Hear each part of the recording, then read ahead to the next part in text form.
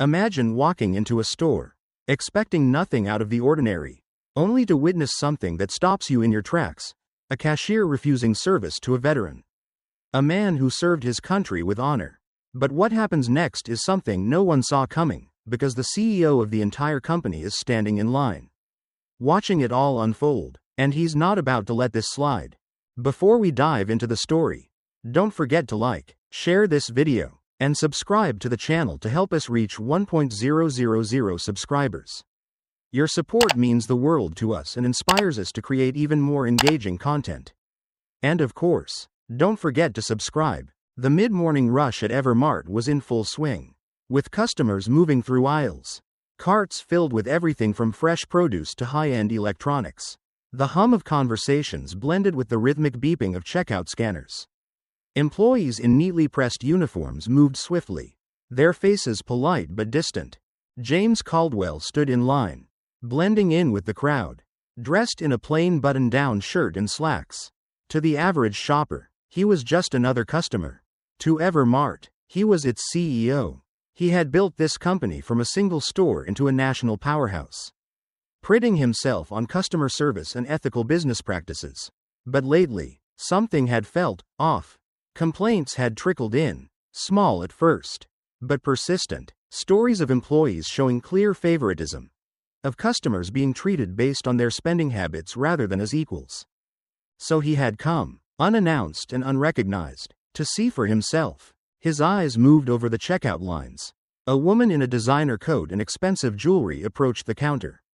The cashier greeted her with a wide smile, scanning her items with smooth efficiency, engaging in friendly small talk. The transaction was seamless. A few feet away, an older man with a worn-out jacket stood hesitantly at another checkout lane. The employee barely looked at him, scanning his items with mechanical motions. No conversation, no warmth. When the man fumbled with his card, trying to insert it the wrong way, the cashier let out an impatient sigh and snatched it, swiping it with a forced smile that quickly faded once the receipt printed. James's jaw tensed. He had always believed that Evermart was a place for everyone. It wasn't supposed to matter if a customer spent $10 or $1,000. Service should be the same. And yet, here it was, proof of the very problem he had been warned about. Before he could dwell on it further, the store's entrance chimed, and a new figure stepped inside. The man was in his late 60s, with a frame that had once been sturdy but now showed signs of age. He wore a neatly pressed but faded military uniform, his shoes scuffed from years of wear. His face was lined, but his posture remained straight, the quiet dignity of a soldier evident in every step.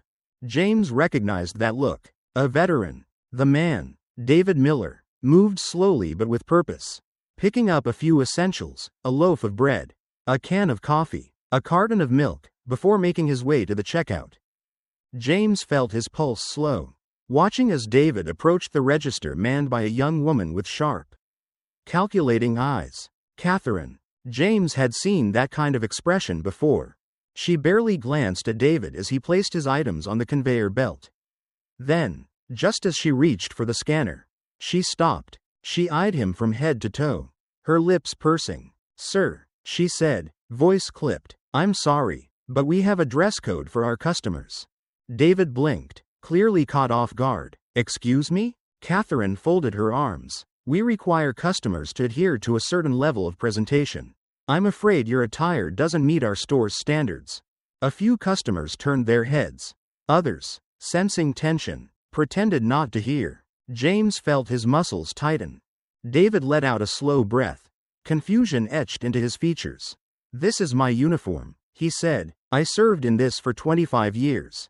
Catherine didn't waver. "I understand, sir, but the policy is the policy. If you're not in appropriate attire, I can't complete this transaction." David looked around as if searching for someone to explain the absurdity of the situation. "I just came from a memorial for my unit," he said, his voice even but carrying the weight of something deeper. "I've shopped here before." Catherine's expression remained indifferent. "Sir, I need you to step aside if you're not making a purchase." James waited for someone, anyone, to step in. A manager, another cashier, a customer. But there was nothing. A few people whispered. Some turned their heads away. No one moved. David stood there, gripping the edge of the counter. And James knew. This wasn't just about policy. It wasn't about dress codes or store standards. This was about something else. Something wrong. A decision made not by a company, but by a person who had been allowed to believe she had the right to make it. James inhaled deeply. Then he stepped forward. James stepped forward, his movement deliberate but unhurried. He placed a bottle of water onto the counter, his fingers resting lightly against the plastic as he turned his gaze toward Catherine. The weight of his presence alone was enough to make the surrounding customers shift their attention toward the growing tension. "Can you explain why he isn't being served?" His voice was calm, steady, but carried an undeniable authority. Catherine barely spared him a glance, keeping her eyes on the register screen as if hoping the moment would pass. "He isn't dressed according to store policy." James didn't blink. "What exactly does that policy state? Who created it? And has it ever been applied to other customers in this store?" She hesitated, but only for a second. "It's a long-standing rule," she said, her tone clipped. "We have certain standards here." A murmur rippled through the nearby shoppers.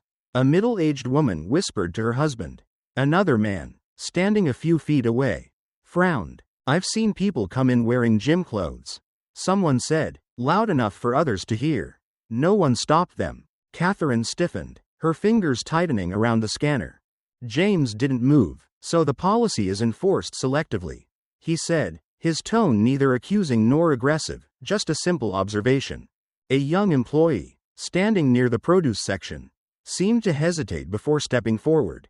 His name tag read Danny. His voice was quieter than the others, but it carried weight. "Manager Michael told us to focus on certain customers," he said, "the ones that bring in more profit." Catherine shot him a sharp look, but it was too late. The words hung in the air, undeniable. James took a slow breath. It wasn't just Catherine. This was something bigger. Before he could respond, a new voice entered the conversation. "What's going on here?" Michael, the store manager, approached with long, purposeful strides. His polished shoes made faint sounds against the tile floor, a practiced expression of mild concern on his face. He wasn't panicked, but he wasn't pleased either. Catherine turned to him immediately, her stance shifting as if relieved to have someone else take over.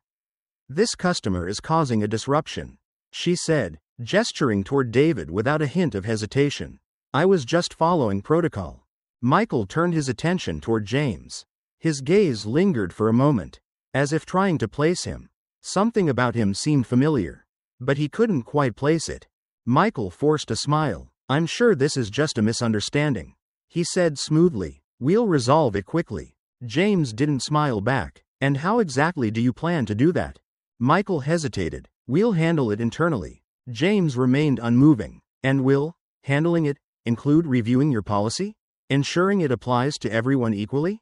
A flicker of uncertainty crossed Michael's face. He glanced at Catherine, who had gone rigid beside him, then at the employees watching from the edges of the store. The weight of the moment was settling in. "I assure you," Michael said carefully, "Evermart values all customers." James nodded slowly. "Then show me your policy." Michael blinked. "Excuse me? If this rule exists, I'd like to see it." Silence. A few employees exchanged uncertain glances. Even Catherine's confidence faltered for a brief moment. Then, James's phone vibrated in his pocket. He pulled it out, glancing at the screen. An anonymous message had come through. A single line of text. "Check the internal system. Priority customers only." His eyes flicked back up, locking onto Michael's. So that was it. This wasn't just one employee's prejudice. It wasn't a misinterpretation of policy. This was a directive, a quiet, unwritten rule buried beneath corporate structure. James slid his phone back into his pocket.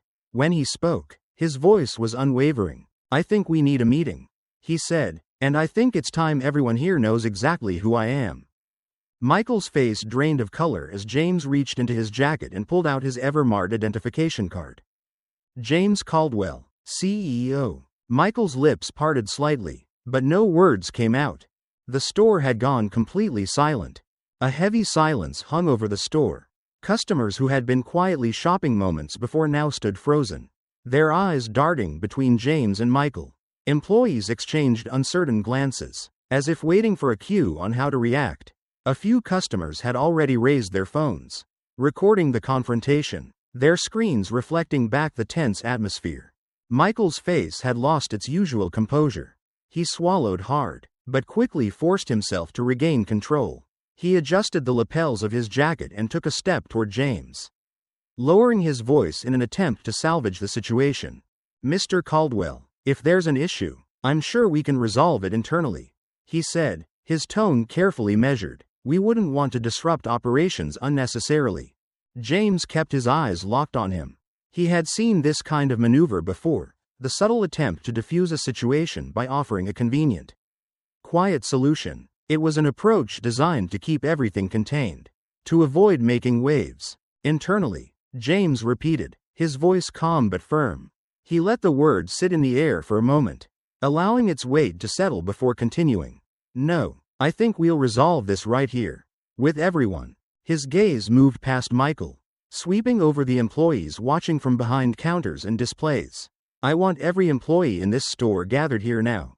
We're going to get some clarity on exactly how this place is being run." A few workers hesitated before moving, their postures stiff with unease. Others, perhaps relieved that someone was finally addressing an issue they had long been forced to ignore, moved more quickly. Within minutes, the staff had assembled near the registers, standing in tense rows. James glanced toward the store's main office. "We'll take this to the back now." Michael hesitated but knew there was no way out. Without another word, he turned and led the way. The meeting room was cramped, designed more for quick briefings than for moments of crisis. Employees stood near the back, while Michael positioned himself near the head of the table, arms crossed tightly. Catherine, her usual confidence now replaced by unease, took a seat near him. Danny, still looking uncertain, hovered near the door. Then, the screen on the far wall flickered to life. The Evermart logo flashed briefly before the video call connected, revealing a man sitting in a high-backed office chair. The air in the room seemed to constrict. Richard Langley, the regional director. He didn't bother with pleasantries. His expression was one of mild irritation, as if he had been pulled away from something far more important than a meeting about a single store's operations. "James," he said smoothly, his voice carrying the low hum of authority, "I heard you've decided to make a public spectacle of store policy." James didn't react to the condescension. "Richard," he responded evenly, "I heard you've decided to let discrimination become standard practice at Evermart." Richard leaned back in his chair, his fingers drumming lightly against the armrest. "Let's not be dramatic. Policies exist for a reason. Stores have to function efficiently, and efficiency means prioritizing the right customers." James lifted an eyebrow. "The right customers?" Richard didn't hesitate. "Businesses run on profit. You, of all people, should understand that." James let the words settle before responding. "And who exactly decided which customers were worth serving?" There was a brief pause. Then, Michael cleared his throat. "James, this store, like all our stores, operates under guidelines designed to improve customer experience. We don't turn anyone away based on personal bias." James didn't break eye contact. "Then let's see the policy." Michael hesitated. Danny shifted uncomfortably near the door, then took a breath and spoke. "I have it." Every eye in the room turned toward him. He looked nervous but determined. He pulled his phone from his pocket, his fingers tapping quickly. A few seconds later, James's phone vibrated. James read the text, his face unreadable. Then he looked up, his expression darkening. "This is an internal directive," he said, his voice quiet but sharp. He read from the screen. "Employees are advised to focus attention on high-value customers. Those deemed low-value, frequent returners, small transaction buyers, or those who delay the checkout process, may be deprioritized in the interest of efficiency." Catherine's face drained of color. Michael's lips pressed into a thin line. Richard, still on screen, showed no outward reaction. James lowered the phone. "Tell me," he said, his voice carrying through the room, "exactly where in Evermart's public customer service policy this appears." Michael didn't answer. A few employees shifted where they stood. The reality of the situation, the undeniable proof, was laid bare in front of them. James continued, his voice calm but unyielding. This isn't about efficiency. It's about exclusion. And it's happening under the guise of corporate policy while employees are expected to enforce it without question. Richard sighed, shaking his head slightly. James, you're making this into something bigger than it is. James's patience had run thin. He turned fully toward the screen. A veteran walked into this store today and was told he wasn't worth serving. If that's what you think efficiency looks like, then you and I have a very different understanding of leadership. Richard's expression darkened. Be careful, James. There's more at play here than just one store. James held his ground, and I intend to find out exactly what that is. James had seen enough. Richard had made it clear that he had no intention of backing down. No remorse for the policy in place, and no regard for the values Evermart was supposed to uphold. There was no reasoning with him, no chance at a quiet resolution. If Richard wasn't going to change the system from within, then James would force him to. He leaned forward slightly, his gaze never leaving the man on the screen. If this system doesn't change, he said, voice measured but firm, I'll take everything public, employees, customers, the press, and the board of directors. Let's see how well you do when they know the truth. Richard didn't flinch. Instead, a smirk tugged at the corner of his mouth. You can try, he said smoothly, but tell me, James, do you really think the board cares? You think they hired you because of your ideals? They care about one thing, profit, and as long as I'm delivering that, they won't even blink. James held his stare. He knew Richard had a point. Exposing the policy alone wouldn't be enough. The board had seen numbers improve under Richard's guidance, and as long as shareholders were happy, they'd be hesitant to intervene. Fine. If he couldn't convince them through moral reasoning, he'd hit them where it really hurt. He turned away from the screen without another word, leaving Richard sitting there, still wearing that smug expression. Back in the store, customers were still murmuring about what had happened. A few were replaying the confrontation on their phones. Employees had gathered near the registers, some whispering to each other, others watching James closely, waiting to see what he would do next. He didn't hesitate. Stepping up to the main register, James reached for the store's intercom system.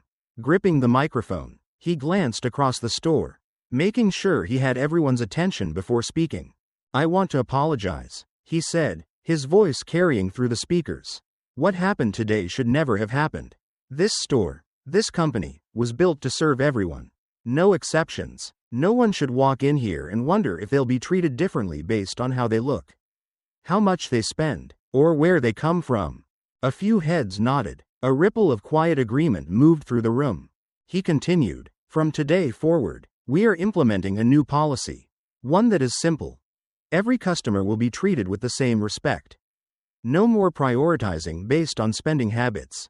No more discrimination hidden behind corporate efficiency. A soft wave of applause moved through the crowd. Some customers nodded approvingly, while a few of the older shoppers exchanged knowing looks, as if relieved that someone had finally said what they had been thinking all along.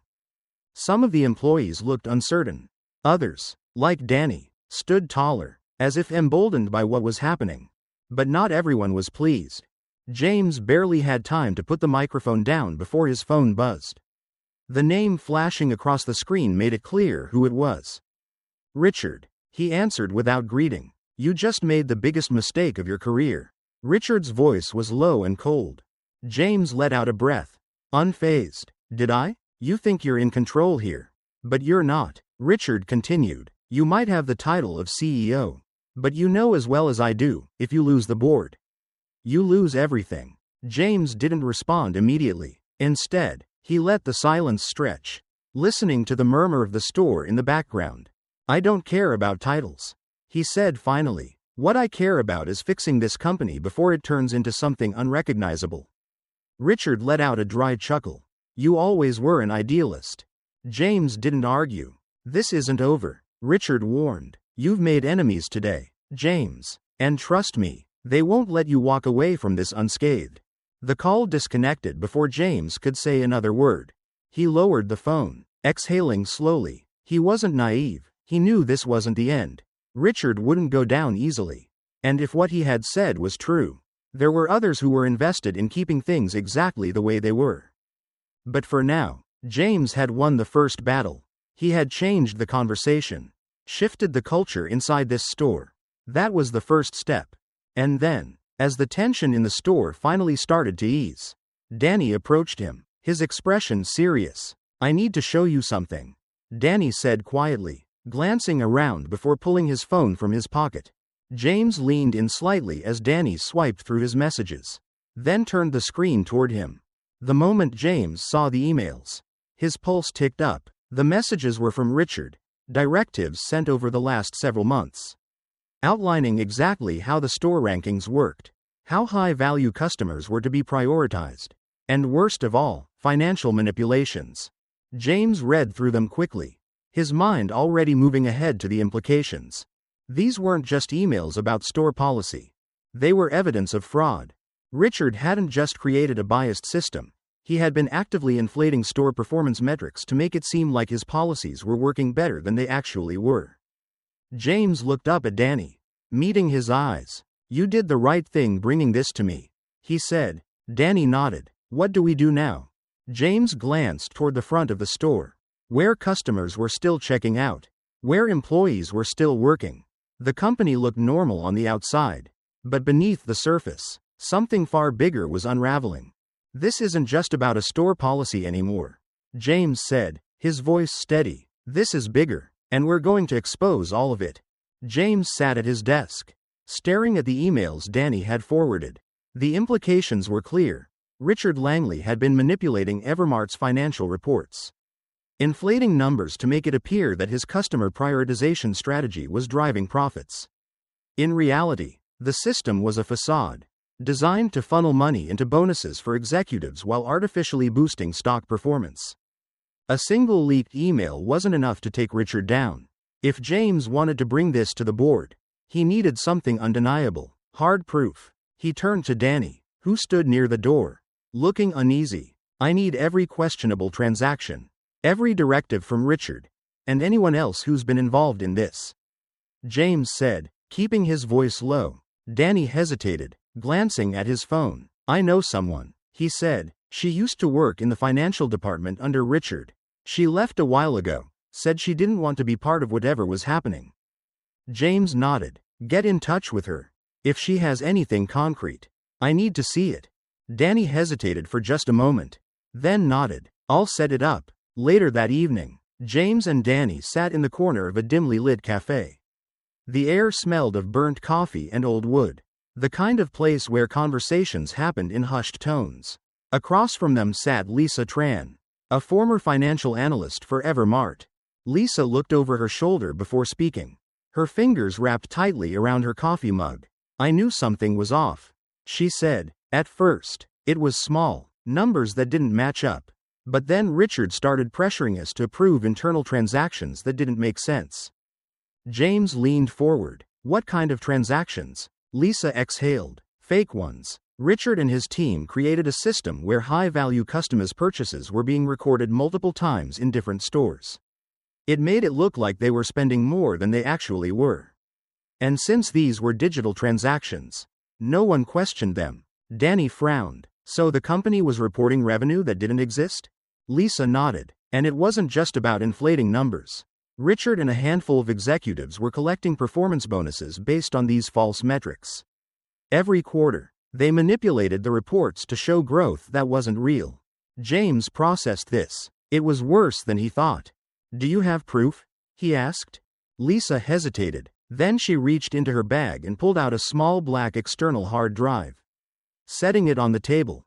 "This has every manipulated transaction I found before I left," she said. "But if Richard realizes I gave this to you, he won't let it slide." James picked up the drive, weighing it in his hand. "I won't let him touch you," he said. "I promise." Lisa exhaled, glancing toward the window. "I hope you're right." As James and Danny stepped out of the cafe, the night air was thick with the scent of rain. Streetlights flickered above them. They had only walked a block when two men emerged from the shadows near a parking lot. James immediately felt the shift in the air. One of the men grabbed Danny by the collar, shoving him against the brick wall. The other, taller and bulkier, stepped toward James, his stance deliberate. "This is a warning," the man said, his voice low and even. Forget what you just learned. Danny struggled against the grip holding him. I don't know what you're talking about, he said through clenched teeth. The man holding him smirked. You're not good at lying. James took a slow breath, keeping his hands loose at his sides. If Richard has a problem with me, tell him to deal with me himself, he said. Sending threats won't change anything. The taller man let out a short chuckle. This isn't a threat, he said. This is an opportunity. Walk away. No one gets hurt. James didn't break eye contact. Not happening. The man's smirk faded. A second later, he motioned to his partner. Danny was released abruptly, staggering slightly as the two men backed away. This is your last chance, the taller one said. Then, without another word, they disappeared into the darkened alley. Danny let out a shaky breath. That was Richard, he muttered. It has to be. James nodded. The message had been clear. Richard knew they were coming for him.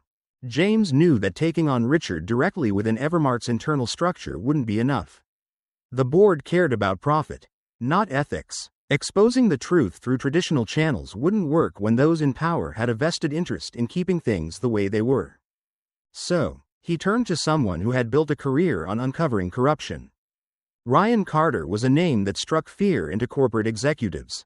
A veteran investigative journalist, he had exposed fraud in banking, real estate, and healthcare. If there was anyone who could bring public pressure down on Richard and Evermart's corrupt policies, it was him. James called him, keeping his voice steady. I have a story for you. One that goes deeper than anyone realizes. Ryan didn't hesitate. How deep? James glanced at the drive in his hand, knowing it contained everything Richard had worked to conceal. Corporate fraud, financial manipulation, customer discrimination, and I have the receipts to prove it. There was a pause. Then, Ryan's voice sharpened. Meet me in an hour. James sat across from Ryan at a quiet diner, a steaming cup of black coffee in front of him.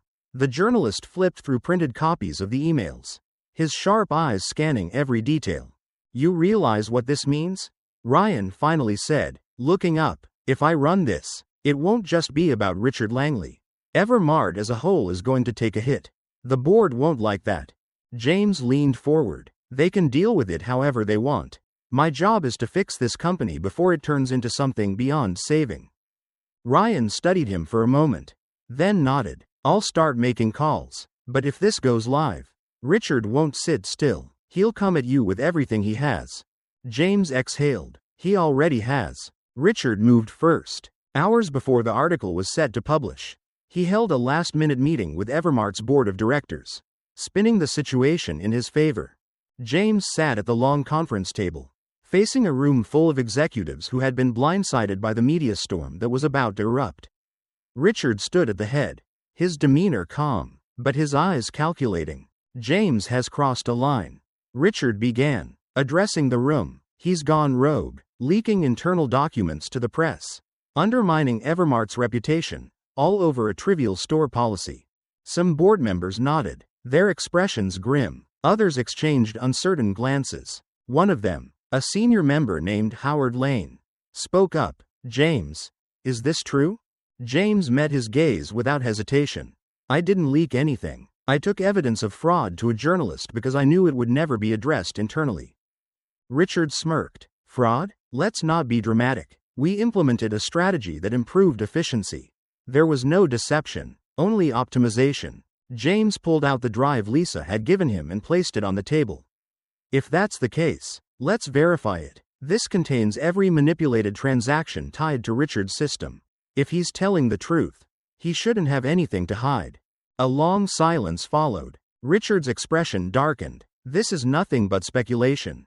If Carter publishes that article, I will personally see to it that Evermart takes legal action for defamation. James tilted his head. You mean you will take legal action?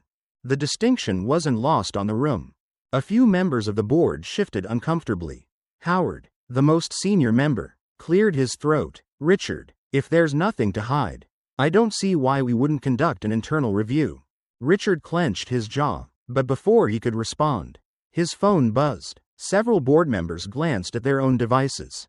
Ryan Carter had just published the article. The headline was damning. Evermart's prioritization policy exposed. Internal emails reveal corporate fraud. The room erupted into murmurs. Phones were pulled out. Screens lit up with breaking news notifications. James remained silent, watching as Richard absorbed the weight of what had just happened. A board member finally broke the silence.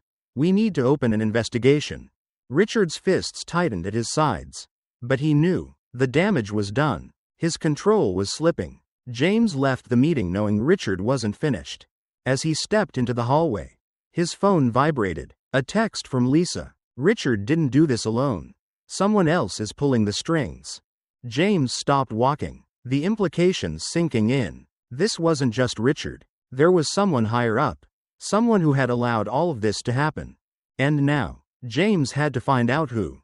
Richard stormed out of the boardroom, his face tight with fury. He had managed to maintain his composure during the meeting.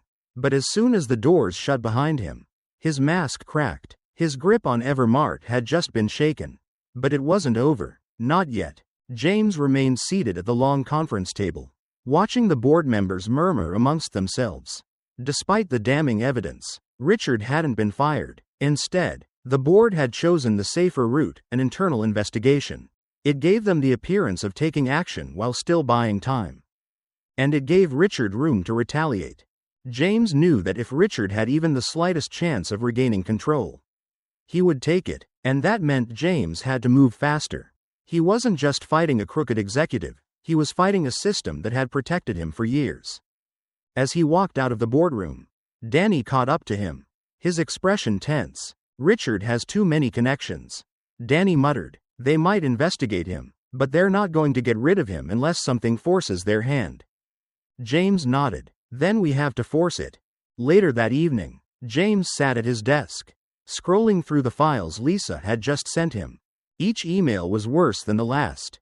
Buried within them was a string of messages, directives to Richard on how to manipulate financial reports, adjust store rankings, and suppress employees who questioned the policies. But what caught James's attention wasn't just the content. It was the sender. There was no name, no official signature, just an anonymous account. Whoever was behind it had gone to great lengths to conceal their identity. Lisa's message appeared on the screen. "This wasn't Richard's idea. He's just the face of it. The real power is someone higher up." James frowned. If Richard was taking orders, that meant the corruption ran deeper than anyone had realized. He picked up his phone and dialed Danny. "I need you to trace an email," he said. Danny sighed. "That's not easy. Evermart's internal network is locked down tight." "Try anyway," James said. There was a pause. Then Danny let out a slow breath. "All right, I'll see what I can do." 2 hours later, Danny called back. "I couldn't get a name," he admitted, "but I did find something." James leaned forward. "Go on." "The email was sent from an internal address," Danny explained, "but it wasn't from Richard's office. It came from someone higher up, someone with direct access to Evermart's executive servers." James's grip on the phone tightened. "A board member." "That's my guess," Danny said, "but I can't tell who." They covered their tracks well. James exhaled slowly. The problem was bigger than Richard. There was someone else, someone with even more influence, protecting him. And that meant James was running out of time. They left the office late that night. The streets were mostly empty, the glow of the streetlights casting long shadows across the pavement. James and Danny had barely walked half a block when the deep rumble of an approaching engine made James pause. A black SUV sped toward them. James barely had time to react before he grabbed Danny's arm and yanked him back.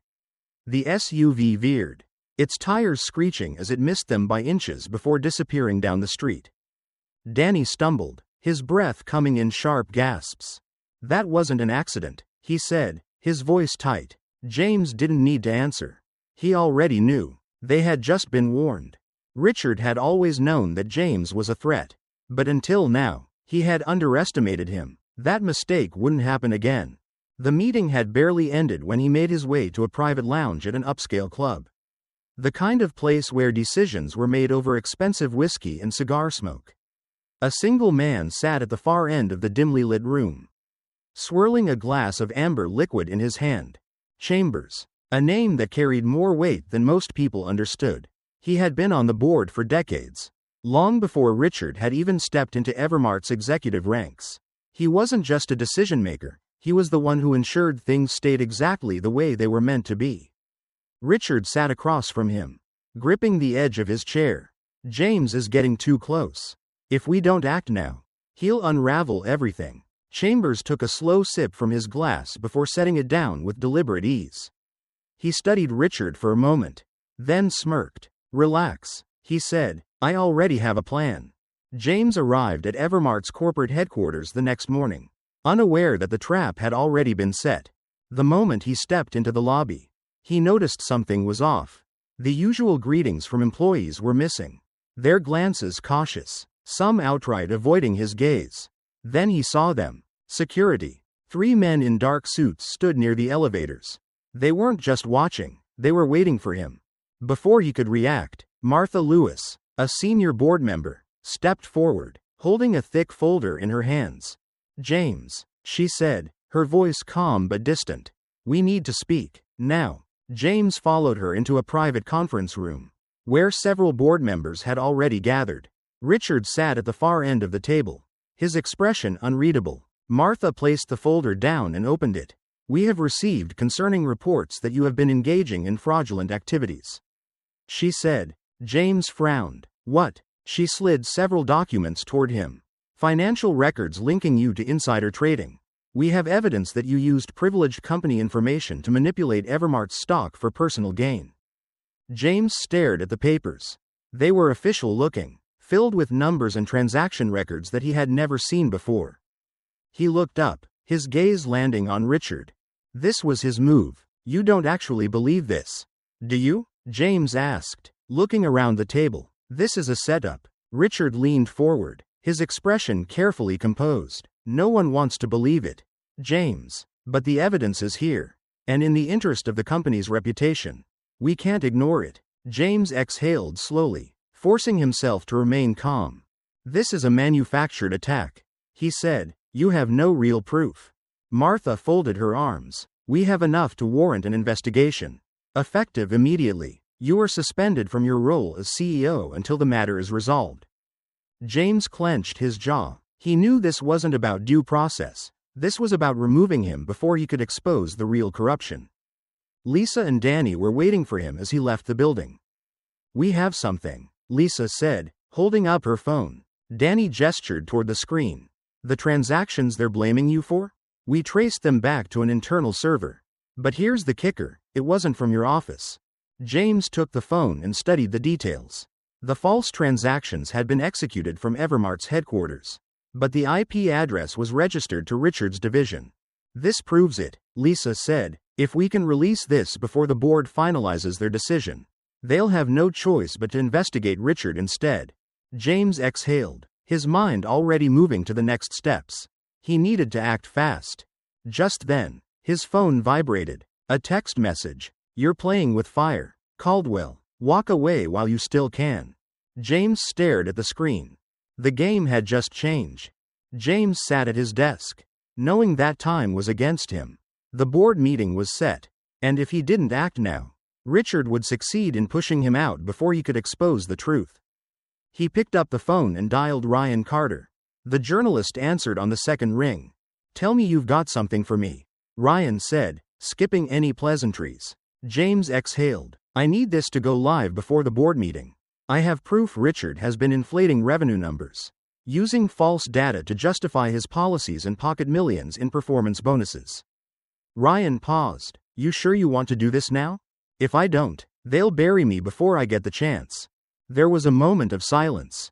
Then Ryan let out a short breath. "All right, send me everything. This is going to make a lot of people very unhappy." James smiled grimly. "That's the idea." As soon as the call ended, he turned to Lisa. "I need the financial report locked and verified. Make sure everything in it is bulletproof." Lisa nodded, already pulling up the documents. "By the time the board sees this, there won't be a single number they can argue against." The boardroom was packed when James walked in.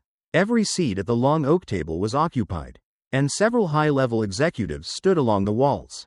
The atmosphere was tense, as if everyone knew that something irreversible was about to happen. At the far end of the table, Richard leaned back in his chair, his expression unreadable. He watched James enter, his lips curving into the faintest of smirks. Howard Lane, the longest-serving board member, cleared his throat. This meeting has been called to address serious concerns regarding the leadership of Evermart. Allegations have been raised regarding misconduct, and we will review the evidence before deciding how to proceed. Richard leaned forward slightly. I believe the situation is clear. James has been acting recklessly, leaking internal documents, and undermining the company's stability. This is a betrayal of the trust placed in him. A few board members nodded. Others remained still, waiting. James let him finish, then placed a thick folder in front of him. These are the real numbers, he said, his voice calm. Not the fabricated ones Richard has been feeding you. Richard's smirk faltered. James clicked a button on the conference room screen, bringing up a financial report. Transaction after transaction appeared, each showing inflated sales figures, all traced back to Richard's department. I didn't manipulate Evermart's financials, James continued. Richard did. Every single fraudulent transaction was processed from his office. Not mine. A murmur spread through the room. A few members of the board turned toward Richard. Howard leaned forward. Can you explain this? Richard opened his mouth, then shut it. For the first time, his confidence wavered. This is nonsense, he said after a moment. These numbers can be misinterpreted. The door to the boardroom opened abruptly. An assistant stepped inside, holding a phone. You're going to want to see this, she said. She placed the phone on speaker. This is Ryan Carter from the Investigative Times. A voice announced. We've just published an in-depth report detailing fraudulent financial practices at Evermart, implicating senior executives in revenue manipulation and unethical business strategies. A second wave of murmurs rippled through the room. Phones vibrated across the table as news alerts went out. Howard's face darkened. I think we've heard enough. Richard's hands clenched on the table. You can't believe this. Martha Lewis, another senior board member, cut him off. Richard, this company cannot afford to be tainted by scandal. You are hereby suspended pending a full investigation. Security entered the room. Richard's face twisted with fury as he stood. Before he was escorted out, he turned back to James, his voice low but dripping with venom. You think you've won? He said, his eyes cold. You have no idea who you're up against. Then he was gone. James remained still, even as relief washed over him. Then, his phone buzzed. A text. The game has just begun. James spent the next several hours poring over the documents, analyzing every transaction Richard had manipulated. Lisa sat across from him, her laptop open, cross-referencing data points against Evermart's financial records. Danny was in the corner, scrolling through the emails they had pulled from Richard's files, trying to find any thread that might lead to the person orchestrating it all. Who benefits the most from these fraudulent transactions? James asked, his voice steady. Lisa glanced at the numbers on her screen. Not just Richard. The bulk of the manipulated funds didn't go directly to him. There's a pattern. Every few weeks, large amounts were funneled into an offshore account, but the recipient is masked under a corporate shell. James leaned back, his mind working through the implications. Richard had been the face of the operation, but there was someone else, someone bigger, someone who had been pulling the strings all along. Danny's voice broke the silence. I found something, he said, his tone sharper than before. Emails Richard received, encrypted but not deleted. They were instructions, warnings. Even, but there's no name. Just a generic corporate address. James narrowed his eyes. Can you trace it? Danny shook his head. Whoever sent these knew what they were doing. But the IP trails back to Evermart's internal servers. Someone high up. James exhaled slowly. That means we're close. It was nearly midnight when James received the text. If you want the truth, meet me at the Evermart parking garage. Basement level. 11 p.m. He stared at the message. No name. No number he recognized. Danny looked over his shoulder at the screen. That's a setup, he muttered. James agreed, but he also knew it was an opportunity. He reached for a small digital recorder, slipping it into his jacket. We go in prepared. The parking garage was nearly empty when James and Danny arrived. Fluorescent lights buzzed overhead, casting cold white glows against the concrete. Their footsteps echoed in the quiet space. A shadow moved near the far wall.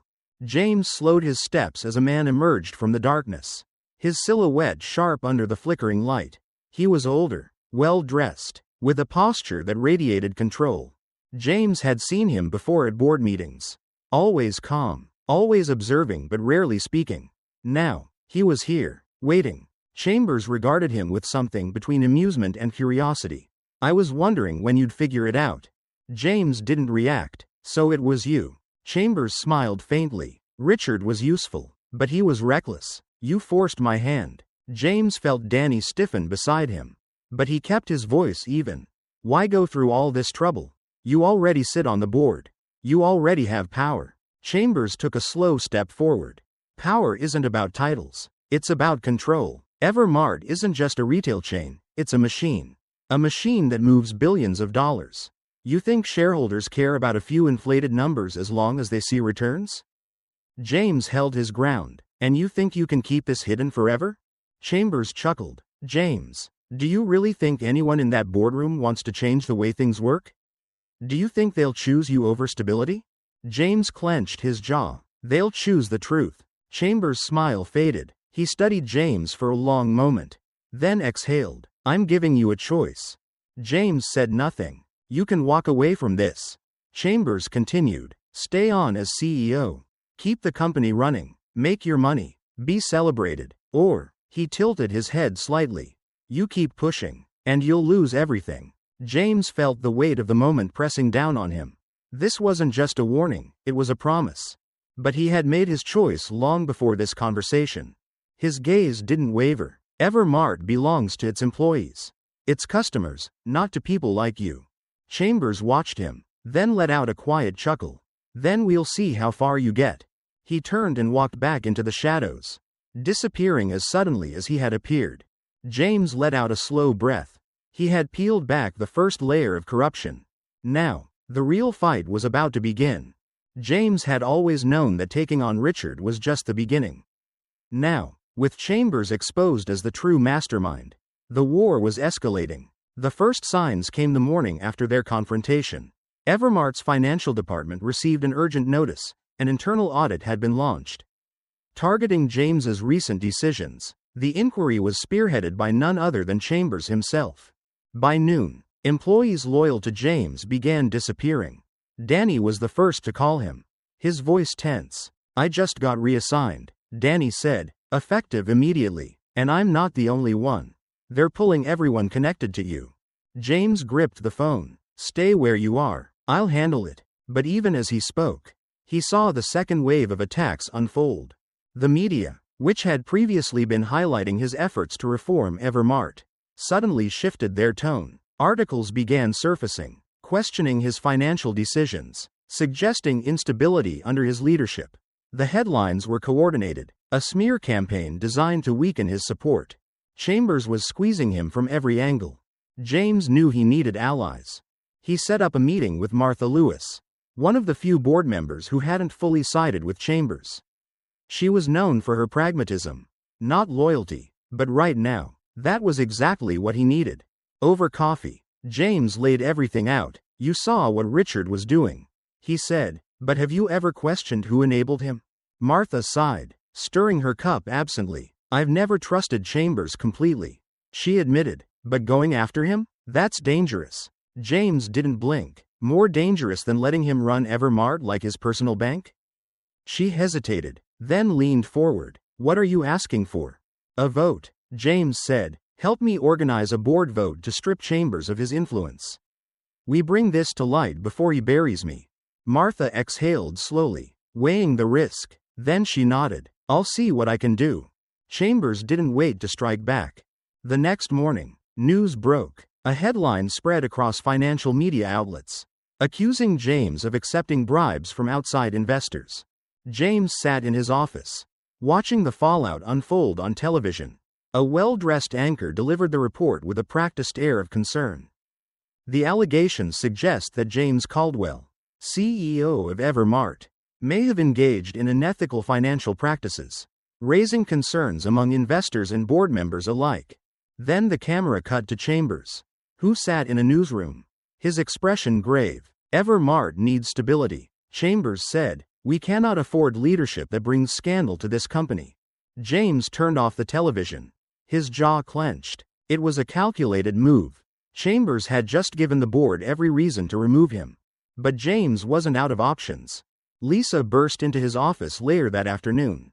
Her laptop open. "I found something," she said, excitement edging her voice. James leaned in as she showed him a series of financial transactions. Money moving from offshore accounts, directly into Chambers' personal assets. "This isn't just about Evermart," Lisa said. "Chambers has been funneling money to political figures. He's buying influence. This wasn't just fraud. This was corruption at the highest level. And now, he had proof." James arrived at the board meeting the next morning, his briefcase in hand. The conference room was tense, filled with executives who had spent the last 24 hours questioning whether James could still lead the company. Chambers sat at the far end of the table, calm, composed. He had already won in their minds.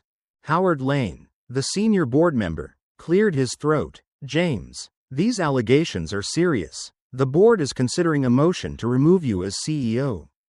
Do you have anything to say before we proceed?" James stood, placed his briefcase on the table, and clicked it open. He pulled out a folder and handed it to Howard. "These are financial records tracing money from Chambers' private accounts to political figures. This isn't just about Evermart, it's about influence and corruption." A murmur spread through the room. Howard frowned, flipping through the documents. Chambers didn't move, but his jaw tightened ever so slightly. James pressed forward. "If anyone in this room truly cares about Evermart's future, they will vote to investigate Chambers." Immediately, silence filled the room. Then, one by one, hands began to rise. The boardroom was filled with tension. Every seat was occupied, and several high-profile investors stood along the back wall, their expressions unreadable. Reporters waited just outside, eager to hear the outcome of what had quickly become one of the most critical meetings in Evermart's history. Chambers sat at the head of the table, composed, his fingers steepled together. He had faced challenges before, and he had always come out on top. This would be no different. He cleared his throat, letting his voice fill the room. "Evermart needs stability," he began, his tone measured. "We cannot afford leadership that invites controversy and financial uncertainty. That is why I am proposing the immediate removal of James Caldwell as CEO." A murmur spread through the room. Some board members nodded in agreement. Others shifted uncomfortably, unsure whether to commit. James remained silent, watching, waiting. Howard Lane, the senior board member, adjusted his glasses. "This is a serious motion.